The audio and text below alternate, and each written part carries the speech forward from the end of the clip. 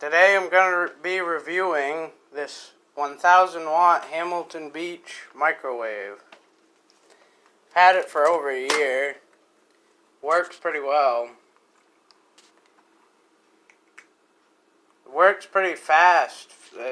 Just about as fast as you would expect like a 1200 watt. I'll use an example, a hot dog. Probably should wrap it, but I won't.